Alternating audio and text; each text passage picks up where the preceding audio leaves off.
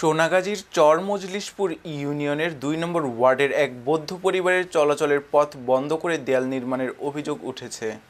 স্থানীয় বেলায়েত হোসেন দীর্ঘদিনের চলাচলের পথ বন্ধ করে দেয়াল নির্মাণ করছে বলে অভিযোগ লালু বড়ুয়ার পরিবারের। বারবার নিষেধ করার পরও শুনছেন না বেলায়েত, তাই তারা এ বিষয়ে প্রশাসনকে অবগত করলে সোনাগাজী মডেল থানা পুলিশ ঘটনাস্থল পরিদর্শন করে। গৃহবধূ বিপাশা বড়ুয়া জানান, তাদের ঘরের পাশে ডাক্তার বেলায়েত দেয়াল নির্মাণ করে। ওই সময় বড়ুয়া পরিবারের অনেকগুলো গাছ কেটে ফেলা হয়, তখন তারা চলাচলের পথ বন্ধ করবে না বলে জানায়, কিন্তু এখন তা আর মানছেন না। তবে বেলায়েত হোসেন জানান, তার জায়গায় তিনি দেয়াল নির্মাণ করছেন, অন্য জায়গা দিয়ে চলাচলের সুযোগ রয়েছে।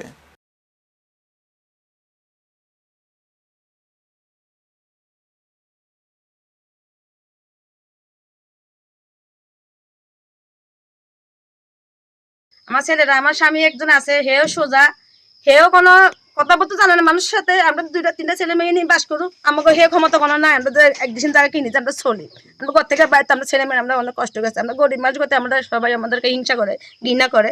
আমরা এদের চাই, আমার একটু হাঁটার পর দোকান আমাদের কাছে, আমরা আর কিছু চাই না স্যার।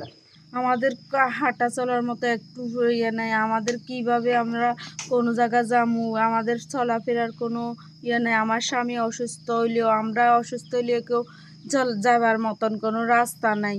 আমরা আজ 60 বছর আমরা ইয়ে আরি যাই, আগে ইনি আইলেও আছে, ইয়ে দিয়ে আইলে আছে, ইয়ে দিয়ে আইলে আছে, তারা কাটি দিচ্ছে। আর আগো গাছ গাড়া সমস্ত কাটি আঙ্গুর জাগা দিব।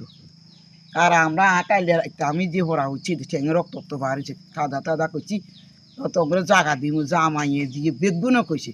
রোডে দিয়ে কখন আমরা হেঁটতে পারি না, এখানে তার রোড টোড পুরি রাখে ইয়া ওয়াল পুরি রাখে, তখন আমরা হাঁটবার ব্যবস্থা